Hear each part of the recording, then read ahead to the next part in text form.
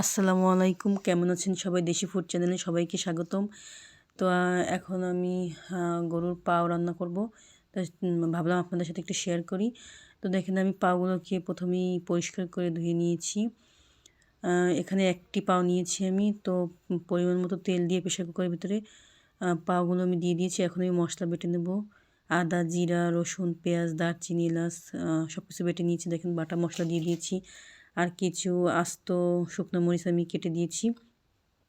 আর এখন আমি কেটে রাখা পেঁয়াজ আর কিছু আস্ত রসুন দিয়ে দিলাম। এরপরে পরিমাণ মতো হলুদ লবণও দিয়ে দেবো।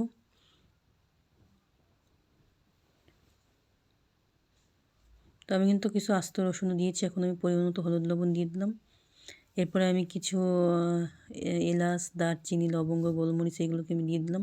2টা তেজপাতাও দিয়েছি আমি, দেখতেই পাচ্ছেন। এরপরে আমি মশলা বাটা যে পানি আছে সেই পানিটুকু দিয়ে দেবো। দিয়ে কিন্তু আমি পাগুলোকে কষাবো প্রায় 25 থেকে 30 মিনিটের মতো।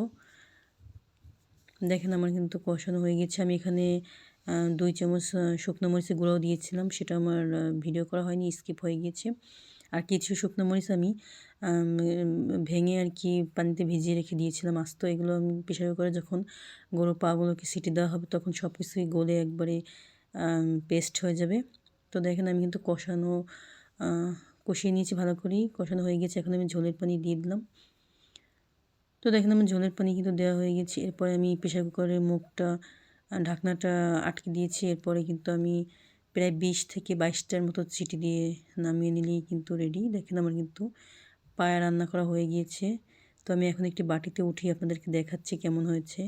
অনেক সফট হয়ে গেছে। আপনারা এইভাবে রান্না করলে কিন্তু একদিনেই পায়া খেতে পারবেন। দেখেন খুলে এসেছে একবারে হাড় থেকে। আর শিরাগুলো অনেকটা ফুলে মোটা হয়ে গিয়েছে দেখেন। তো একটু বাটিতে আমি উঠিয়েছি। তো আমার রেসিপিটি কেমন লাগলো অবশ্যই কমেন্ট করে জানাবেন। আর ভালো লাগলে অবশ্যই একটু লাইক, কমেন্ট, শেয়ার করবেন। আর আমার চ্যানেল নতুন হয়ে থাকলে অবশ্যই আমার চ্যানেলটাকে সাবস্ক্রাইব করে রাখবেন। আশা করি সবাই আমাকে সাপোর্ট করবেন। তো অনেকটা লোভনীয় হয়েছে দেখেন। সবাই ভালো থাকবেন। আল্লাহ হাফেজ।